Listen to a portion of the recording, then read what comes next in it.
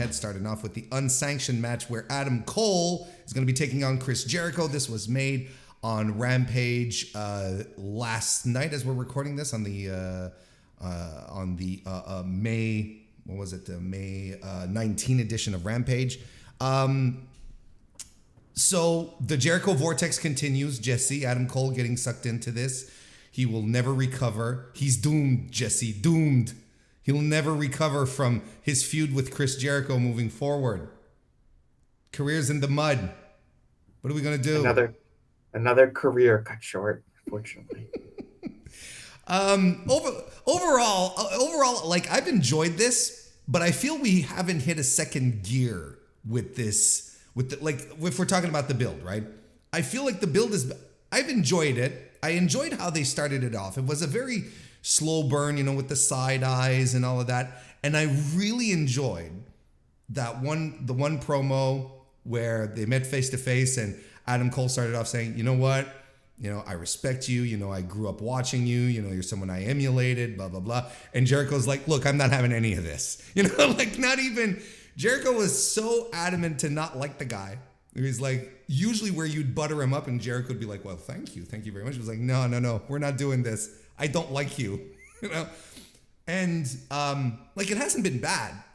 Trust, I don't feel like the build has been bad to this match. Au contraire, I've enjoyed it, but knowing these two guys, I feel like, and the way Tony perceives Adam Cole as well, because if anyone still has any doubts as to whether or not Tony Khan believes Adam Cole is a world champion for his company, a tippy top guy, his return from injury should have squashed all of those concerns. So especially seeing how Tony Khan seems to perceive anyway, Adam Cole, I feel like we're missing a shove maybe. I don't know. How did you feel about the build? I'm probably higher on this build than most people, in kind of what I would push back on if people are like, this is only a one-match show that's only had one build. I've liked every single aspect of this build except for one obvious thing, which I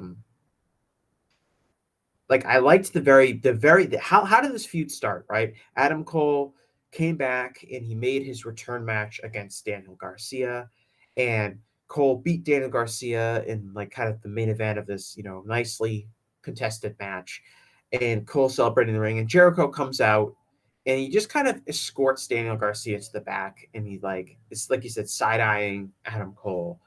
And I like this kind of subdued aspect where we know that Chris Jericho is going to be feuding with Adam Cole based on this interaction. Right. But it wasn't like Jericho got in the ring and hit Adam Cole with a baseball bat, and the entire Jericho Association's Appreciation Society just beat up Adam Cole. It was not the standard okay, then the real top heel comes out and beats up the babyface after he won. It was very much more of a subdued kind of Jericho teasing this feud. Mm-hmm. And then he cut a promo, which I thought was again more subdued and very he showed poor self-awareness in a good way as a heel, where he basically says Cole, he beat Danny Garcia, which is fine, but then he was hogging up the spotlight, celebrating so much, and I didn't like that. As if Chris Jericho would never do those things. No, exactly. So I like that, and then we got to the part that I didn't like, which was the beatdown of Adam Cole, where he was handcuffed, and they brought out the Saraya to beat up Britt Baker in front of Adam Cole, and it was very melodramatic. And Britt Baker's calling Adam Cole by his shoot name, and it was very much like Shawn Michaels NXT. Very much kind of what Adam Cole had been doing in NXT that I think turned some people off of him, and it didn't hit the right way. But that was the only segment that I really didn't like. I liked when Jericho came back out and, he's criticized Adam Cole for not helping his fiance or his girlfriend, and what a despicable man he was for just watching her get beat. I liked that. And then I really liked the tackle. Match. Did you like the the tackle was awesome. And here's why. Because as a wrestling fan, I can't stand dumb baby faces and Mm-hmm. idiot baby faces who have been very badly wronged by heels, but because they're just the world's dumbest people, they can't somehow get their hands on the heel until the pay-per-view. Right. And so they do this thing where, Adam Cole is in a multi-man match against the Jericho Appreciation Society. Jericho's up the top of the ramp doing commentary. Cole beats Jericho Appreciation Society, and then as soon as the match ends, he runs up, straight up the ramp and he tackles Adam Cole. He That was doesn't wait rude. a single second for Jericho to run away or for his goons to get involved. He's like, all right, I did my business. I beat this match. Now I'm going to do what I really set out to do, which is beat this guy's ass for what he did to, Britt Baker and what he did to me. And the urgency of it was great. The camera work was great. He's so vain. He's looking at himself in the camera as he's making a point, and he doesn't even see Adam Cole running up the ramp against him. And I love the urgency in it. And Sure. even though I didn't like the melodramatic beatdown segment, I enjoyed that it was presented as this major thing and it had real ramifications for how these characters are going to interact with one another. And oftentimes in AEW, they'll do like a beatdown segment and then it kind of just means nothing. Next week they're just feuding some more. Mm-hmm. It doesn't linger at all. This was very melodramatic to a degree. It kind of took me out of it, but I do like that they treated it like it was this really big deal and that these two men, Chris Jericho and Adam Cole, their relationship is entirely shaped by that segment and that beatdown. And it's all leading up to this big match. And I liked on Wednesday when Adam Cole outsmarted Chris Jericho and, they did the Another smart babyface move, and on top of that, because I even saw some criticism was like, well, why would the babyface get one up on the heel so close? But it's Adam Cole at the same time, and this is like heel or babyface. This is the kind of thing you at this point expect Adam Cole to do, to come up with a scheme, to get one up. It sure would probably work better if you'd probably see it in a different lens. Let's put it that way. If Adam Cole was the heel, you'd be like, oh, Adam Cole did it again. Got his buddies to throw some smoke screens so he could do what he needed to do. But it, like in the lore, pardon the term, the lore of Adam Cole, this to me it made perfect sense and also positioned him as a strong, smart babyface in the meantime.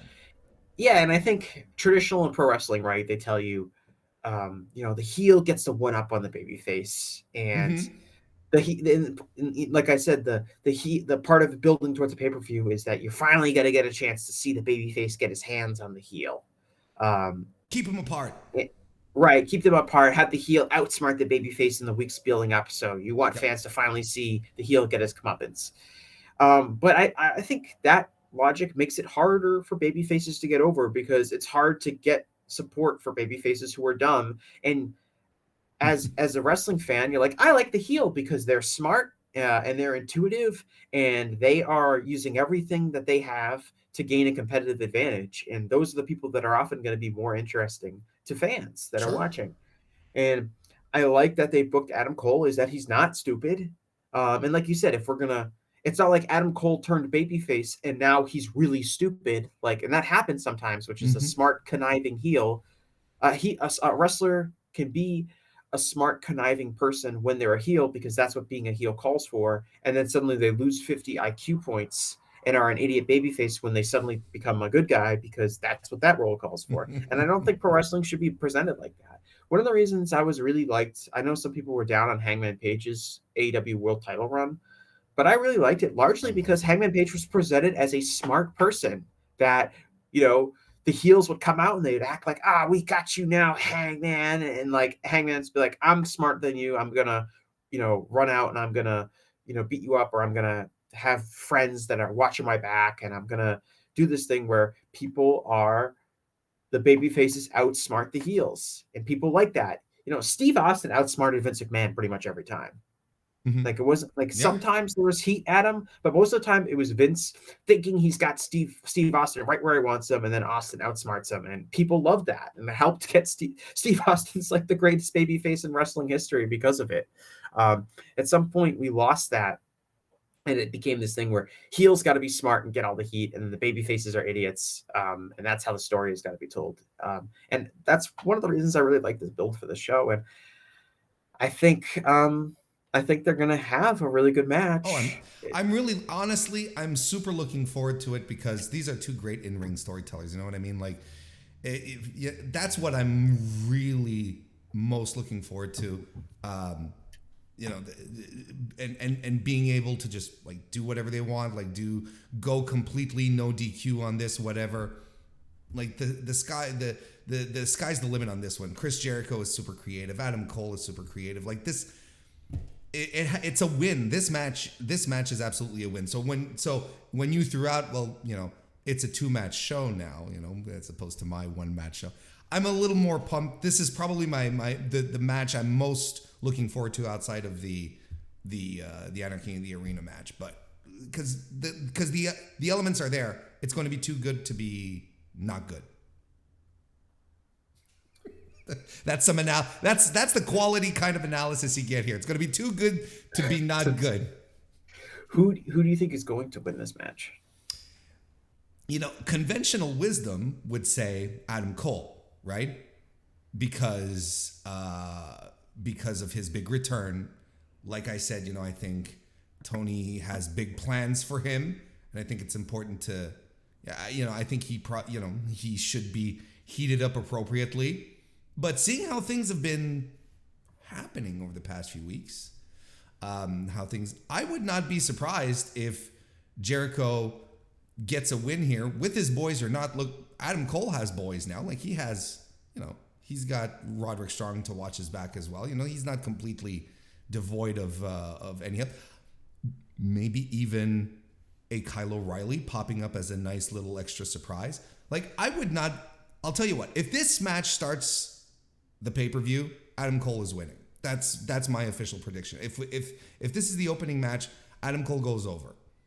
And I think it makes sense. But I think it also makes sense for Chris Jericho to win and squeeze a little more juice out of it. And I think that's a good potential. Yeah, I think that's a good point because I do think Adam Cole is going to be protected. And I think that Adam Cole, they have big plans for him. And I could see All Out's main event being Adam Cole versus MJF for the world title. Mm-hmm. I think Adam Cole is going to be elevated into a top babyface position in AEW. But on the flip side, I think Chris Jericho kind of needs to win a match.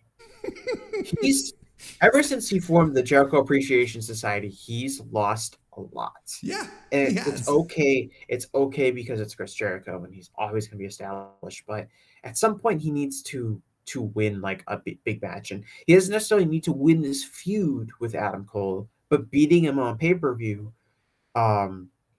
makes sense. The heels have to win once in a while, Jesse. That's because they need the heat.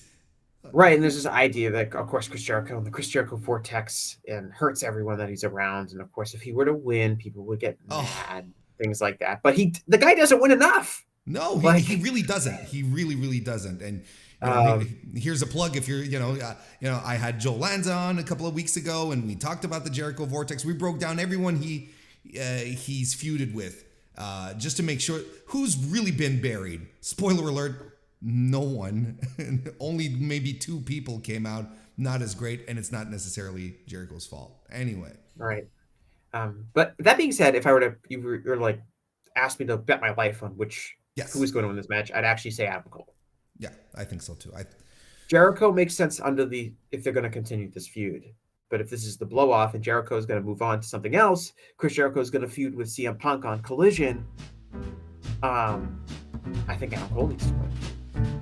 Adam Cole needs to win this engagement in the end. If this is the last match, then he's definitely going to win.